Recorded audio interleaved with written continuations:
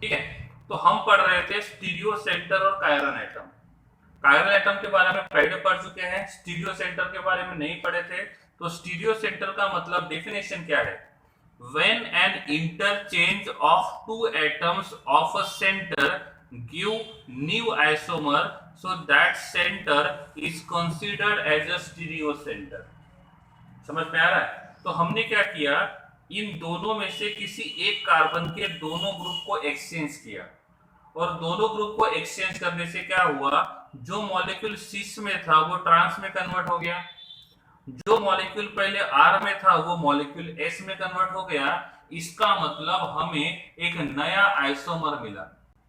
और जब ऐसा होता है, किसी एक कार्बन एटम के किसी एक एटम के किसी भी दो ग्रुप को एक्सचेंज करने से हमको नया आइसोमर मिल सकता है, तो ऐसे सेंटर को हम बोलेंगे स्टीरियो सेंटर। ऐसे सेंटर को हम बोलेंगे स्टीरियो सेंटर। ठीक है। अब तीसरा एग्जांपल मैं यहां पे लिखता हूं, carbon double bond carbon attach to OH attach to hydrogen attach to CH3 and attach to CH3। ठीक है। क्या इनके पास स्टीरियो सेंटर है तो कौन है? बिकॉज इसके पास आप इस कार्बन पोजीशन एक्सचेंज करो। देखो पहली बात तो यह है कि ये कोई भी आइसोमेरिज्म शो नहीं कर रहा है, ना ही सिक्स का शो करेगा, ना ही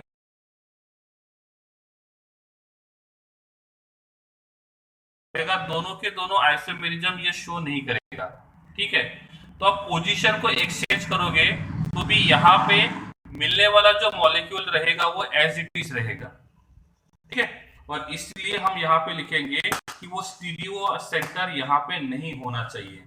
सपोज मैं यहाँ पे लिखता हूँ carbon double bond carbon attach to OH attach to NH2, यहाँ पे लगा दिया मैंने CH3 और यहाँ पे लगा दिया मैंने हाइड्रोजन। तो क्या इसके पास स्टीरियो सेंटर है?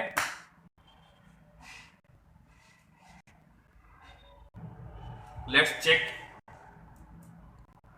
इन दोनों में से इसका प्रायोरिटी 1 है, इसका प्रायोरिटी 2 है।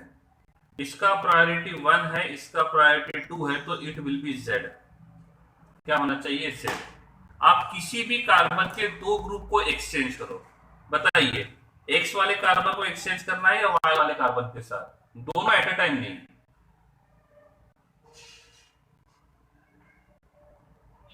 X को एक्सचेंज करते। ठीक है, चलो X को एक्सचेंज करने के बाद यहाँ पे जो मॉलिक्यूल बनेगा वो ऐसे रहेगा, यहाँ रहेगा OH और ये रहेगा NH2, यहाँ पे रहेगा H और यहाँ रहेगा CH3। अब प्रायोरिटी डिसाइड करते हैं।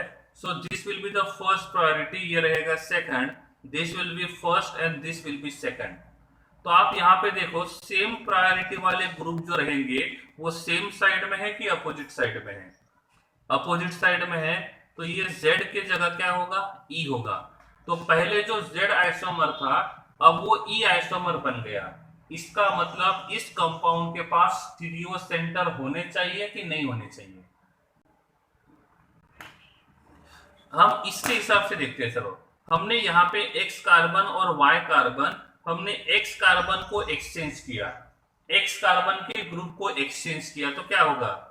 Carbon double bond carbon attach to OH attach to H attach to CH3 और अटैच टू CH3। क्या ये दोनों के दोनों सेम है कि डिफरेंट है?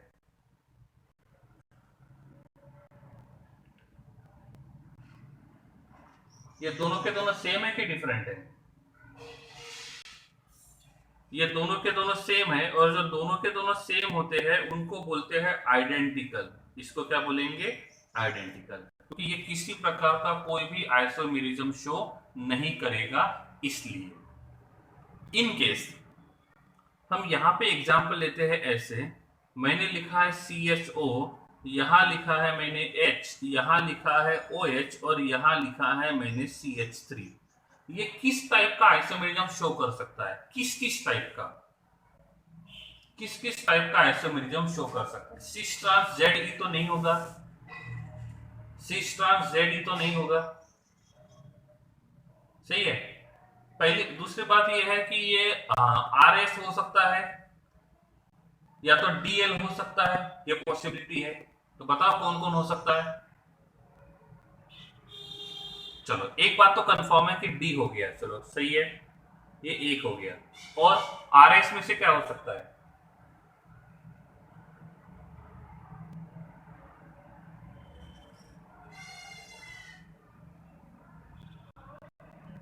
ओके, तो आर एस में से ये आर होगा। गुड, ठीक है। अब क्या करता हूं मैं, किसी भी दो ग्रुप को एक्सचेंज करता हूं। चलो मैं एच और ओ एच दोनों को एक्सचेंज करता हूं। एच और ओ एच जब दोनों को एक्सचेंज करूंगा तो यहां पे मुझे क्या मिलेगा, यहां मिलेगा एच, यहां मिलेगा ओ एच, यहां मिलेगा सी एच थ्री और यहां मिलेगा C H, sorry upper side में मिलेगा सी एच ओ और नीचे रहेगा सी एच थ्री। तो क्या लगता है, ये कैपिटल डी होगा या कैपिटल एल होगा। Capital L. ये आर होगा कि एस होगा।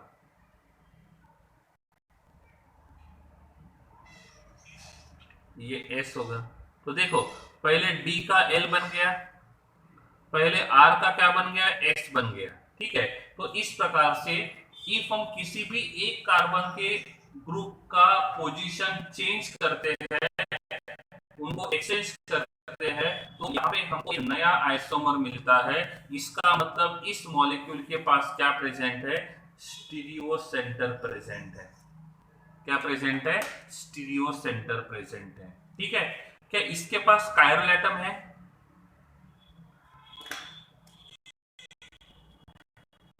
ओके, क्या इसके पास कायरल एटम है। अब इसके पास है तो उसके पास भी होना ही चाहिए, कोई प्रॉब्लम नहीं आएगा। ठीक है। अब ठीक है, तो ये जो रहेंगे ये रहेंगे कायरल एटम। तो इनके पास कायरल एटम भी है और इनके पास स्टीरियो सेंटर भी है। इनके पास कायरल एटम भी है और इनके पास स्टीरियो सेंटर भी है। ठीक है, ओके है, यहां तक समझ में आ गया।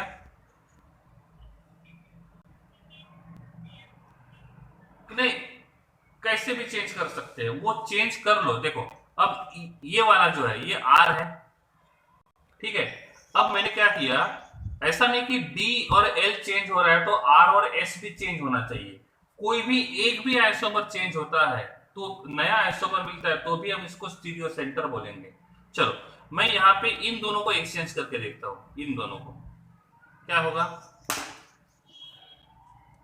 इन दोनों को एक्सचेंज करके देखा तो यहाँ पे बन गया सी एच ओ, ये बन जाएगा एच, यहाँ बन जाएगा ओ एच और ये बन जाएगा सी एच थ्री। अब बताओ ये आर होगा एस होगा।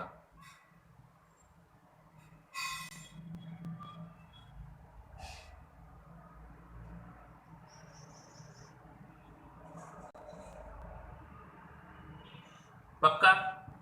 तो पहले जो आर था वो क्या बन गया, एस बन गया। इसका मतलब अब यहां से यहां पे आए तो आपने दो लोगों को एक्सचेंज किया, ओ एच और सी एच ओ को। तो दो एटम को एक्सचेंज करने से आपको क्या मिला, नया आइसोमर मिला। इसका मतलब इसके पास स्टीरियो सेंटर है और इसके पास भी स्टीरियो सेंटर है। ठीक है। जरूरी नहीं है कि वर्टिकली होना चाहिए, जरूरी नहीं है कि हॉरिजॉन्टली होना चाहिए। आप किसी को भी कंसीडर कर सकते हो, किसी भी एटम को ले सकते हो। बस ये देखना है कि वो एक्सचेंज करने के बाद हमको नया कुछ मिलेगा कि नहीं मिलेगा। That's it.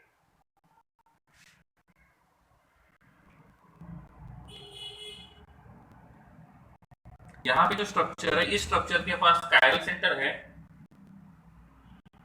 इसके पास कायरल सेंटर तो है। कितने कायरल सेंटर है, मतलब ये पॉइंट नंबर 6 के हिसाब से देखते हैं तो कायरल सेंटर दो या दो से ज्यादा है तो वो मॉलिक्यूल ऑप्टिकली एक्टिव भी हो सकता है, ऑप्टिकली इनएक्टिव भी हो सकता है। तो इसके पास कायरल सेंटर दो है, तो ये वाला मॉलिक्यूल ऑप्टिकली एक्टिव होगा कि ऑप्टिकली इनएक्टिव होगा। Optically inactive. Why optically inactive, because ये प्लेन ऑफ सिमेट्री शो करेगा। अब इसके पास देखेंगे ये वाला एग्जांपल, इसके पास कितने कायरल सेंटर हैं, 3। और इसके पास जो 3 कायरल सेंटर है, इसका मतलब ये ऑप्टिकली एक्टिव हो सकता है, लेकिन क्या ये प्लेन ऑफ सिमेट्री शो करेगा? नहीं करेगा। इसका मतलब इसके पास प्लेन ऑफ सिमेट्री नहीं है और ये ऑप्टिकली एक्टिव है।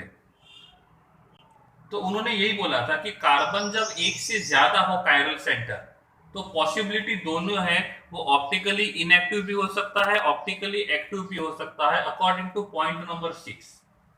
पॉइंट नंबर 5 बोलेंगे, 6 नहीं बोलेंगे उसको, ठीक है। तो इफ ऐसा होता है तो पॉइंट नंबर 5 को हम लोग इस प्रकार से एक्सप्लेन कर सकते हैं। समझ में आ रहा है? अब देखो, सपोज मैं यहाँ, हाँ ठीक है, अब यहाँ पे भी मैं CSO लेता हूँ, यहाँ पे भी CSO लेता हूँ, तो ये क्या करेगा? प्लेन ऑफ सिमेट्री शो करेगा। और जब ये प्लेन ऑफ सिमेट्री शो करेगा तो ये ऑप्टिकली क्या रहेगा? इनएक्टिव होगा। ठीक है।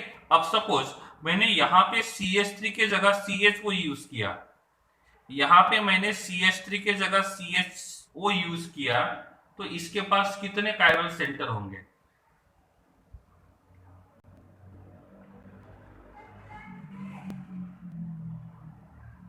कितने होंगे? 2। ओके। अब इसके पास 2 कायरल सेंटर होंगे, तो ये ऑप्टिकली एक्टिव होगा कि इनएक्टिव होगा?